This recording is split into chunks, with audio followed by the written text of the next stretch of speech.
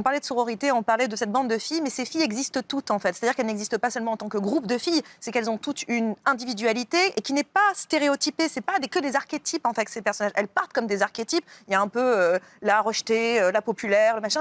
Mais par cette circonstance en fait dans les bois, tout va se rejouer, tout va être transformé, tout va être bousculé. Et même la saison 2 prend le temps d'explorer d'autres personnages féminins, de continuer à explorer ces femmes pour montrer une multiplicité de portraits. Et je trouve qu'en ça, non seulement la série est palpitante et attachante, mais en plus je la trouve particulièrement ultra féminine. Mais est-ce que ça peut durer sur plusieurs saisons? Parce que là on est en saison 2, saison 3, est-ce que vous pensez que c'est possible? Est-ce que le mystère... Il y a encore du monde à manger. Il ne faut pas qu'il fasse une loge. Karine a dit il y a encore du monde à manger. À mon avis, 3, 4 grands max.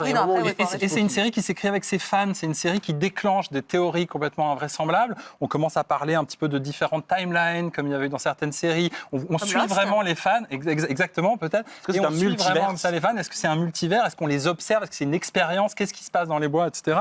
Et moi, j'aime assez comment on fait venir ces femmes des années 90, Juliette Lewis et Christina Ricci, mais aussi Mélanie Linsky, qui était vraiment l'actrice de Créature Céleste. Et je pense que Créature Céleste, c'est là peut-être la limite de cette série. C'est dans ce genre, se réfugier dans le symbolique quand on veut évoquer les traumas de l'adolescence et tout ça. Je trouve qu'elle était beaucoup plus forte. Je trouve que celle-ci, par moment, devient un peu soapy, devient un petit peu longue. Quand vous dites soapy, ça veut dire un peu romanesque, un peu fabriqué. Mais est-ce que c'est mal, est-ce que c'est mal de créer... En fait, ce qu'on appelle soapy, c'est quoi? C'est des relations romantico-amicales entre des personnages. Moi, je trouve qu'au contraire, elles se déploient. C'est-à-dire que cette saison 1, elle nous installait dans l'horreur, dans le survival. Faut le dire, c'est une série un peu violente. Et là, je trouve en saison 2, effectivement, il y a ce côté soapy, il y a aussi un côté comédie qui arrive beaucoup avec Elijah Wood, avec John Reynolds, qu'on avait adoré dans Search Party.